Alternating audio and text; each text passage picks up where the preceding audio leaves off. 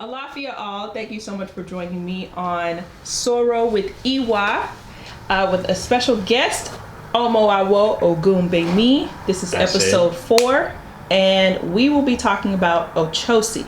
Ashe. Now, Baba OgunGbemi or Omo, can you tell us the story of Ochosi? Yes. Okay. Olodumare wanted a particular bird. So Orunmila decided to bring Olodumare this bird with the help of Ochosi. So he went in to list the great hunter Ochosi to capture this bird. So he went and he captured this bird. Well, on his way back from capturing the bird, he put the bird in a cage at his house, left it there, went off to take care of some more tasks for him and his mother. Meanwhile, his mother comes back home, sees the bird in the cage, grabs the bird, skin it, chop it up, begin to cook it, realize she doesn't have all the herbs and spices she needs, leaves. So he comes home and see that the bird is gone. Yet he has another particular bird that he sticks in the cage for him and his mother. So he's upset. He's angry that the bird is missing. Nevertheless, he's a great hunter. He goes right back out and capture another bird. When he captures this new bird, he runs into Orunmila along the way. Now keep in mind, this isn't a pataki. This is a story that gives allegories and meanings. Great spiritual insight. So when he gets this bird, when him and Orunmila meet up and he gets this bird, Orunmila tells him, okay, I want to take you to meet Olodumare.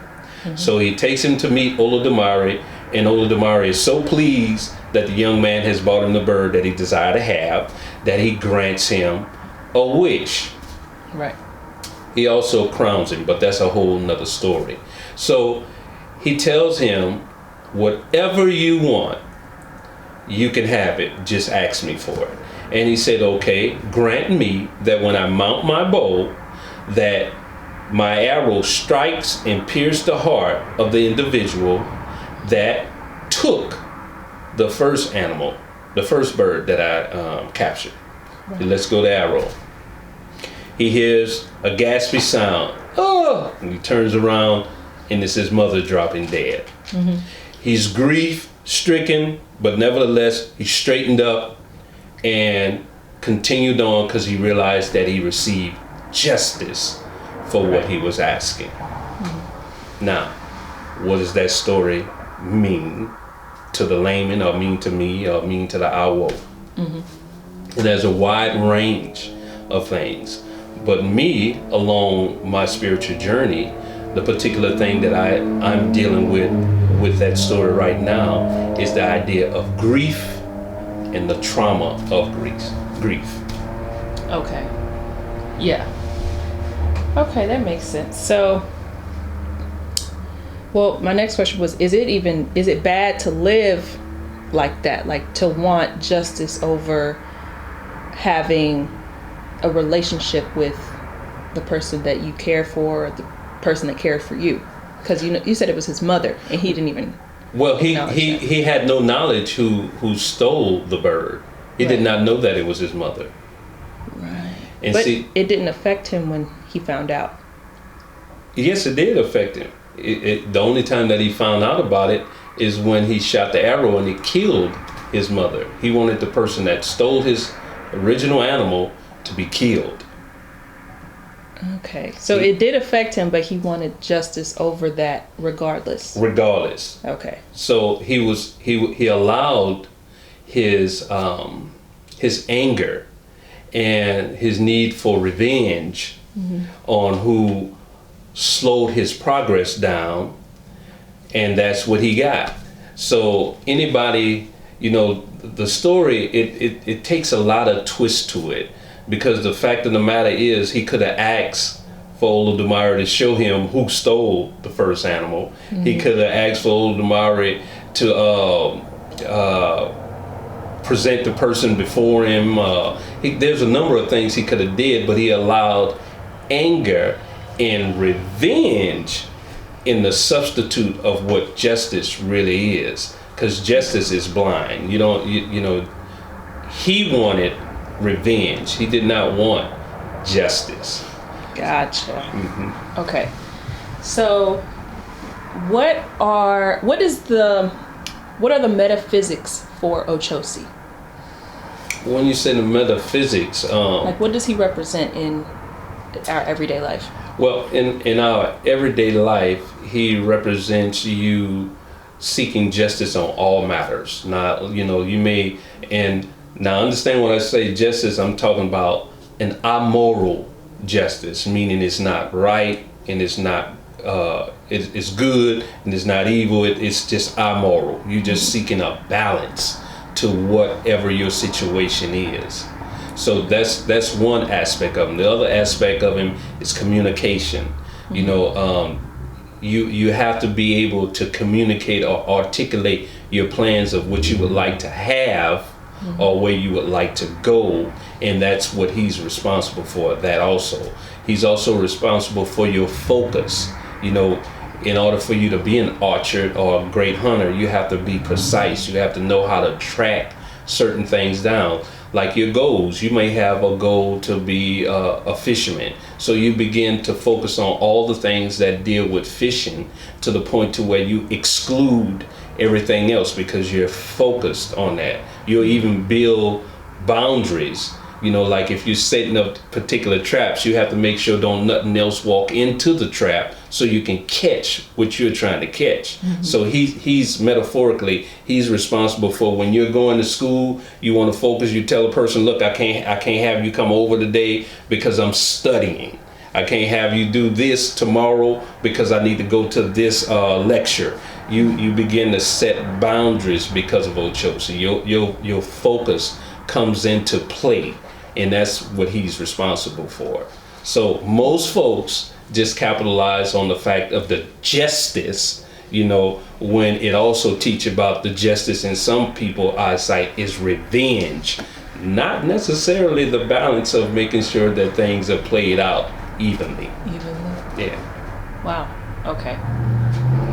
So, well, you kind of answered my next question, but how do you know Ochosi is prominent in your own life? Like, how do you know when he shows up? Well, if you're a person that are familiar with the Orisha, there are many apatakis about the Orisha, and all of them will demonstrate what I was just saying to you. Demonstrate him a bit about him being clever. It'll demonstrate about him being astute.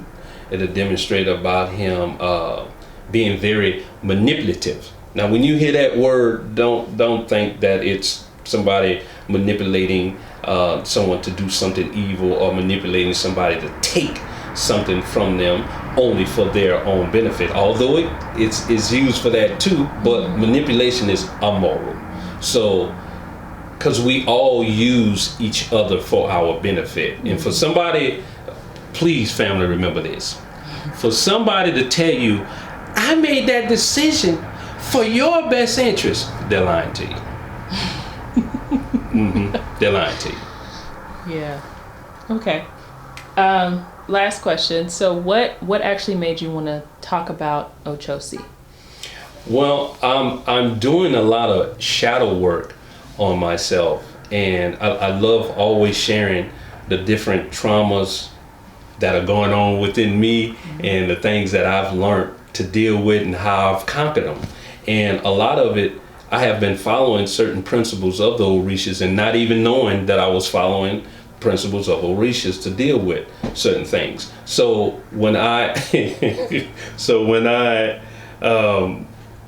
found out about Ochosi, he piqued my interest because he deals with a lot of grief. You know, and you know the story goes that once he did what he did, Oshun took him off somewhere, you know, and some people likes to say that it was something dealing with her healing him or what have you. Know, it, like I said, apatakis have the meaning within the meaning for the person who's given the illustration of the apataki. That's why nobody can claim, oh, that's not right. No, that's something that you don't see. That does not mean that the other person doesn't see that truth. I'm glad that apata keys are for everybody, because anybody can read the story and get some information out of it for them, and it becomes their truth, and they can share it with somebody else who can piggyback off of that, and it becomes their truth. But it benefits everybody as a whole, because we all are intertwined and connected. Right. Okay, so I dove into that because I know we all are dealing with somebody that has did us some dirt in some manner, and we wanted revenge, not justice. We wanted revenge.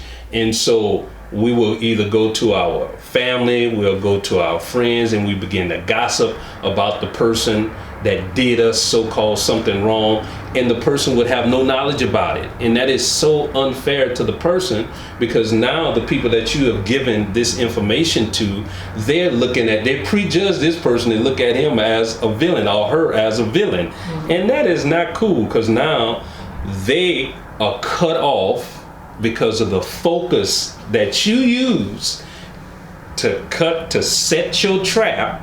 You have now cut them off from benefiting from this person because of something that you did not have any knowledge about, that person didn't have any knowledge about, or hurting you or doing something to you, to now everybody else is cut off from the benefit from that person. And that is so snaky. That is so horrible to me. Yeah. Yes. That's where I'm at with Ochosi. That's cool. So, I have no other questions, but if the audience, or if you would like to add something else. Okay. Yeah. I made mention about, Ochosi also is responsible for sorcery, herbs and different things of that nature. But I didn't go into it the way I really would like to go into it, about the fact of the matter about this arrow piercing the heart of his mother. Okay. The very thing that you want justice for may be the very thing, or the person that you want justice against may be the very person that is nurturing you, feeding you, and providing for you. And you have just killed them, or either have cut them off from the resources that they were using through their relationships with other people to provide for you. Interesting. Ashe? That's a lot. Ashe. Ashe. I appreciate this lesson. I'm going to put this in my own life. Ashe. But that's all for today's episode. Gratitude for joining me and coming on the show again. Yes, ma'am. Soro with Ima. Peace. So double.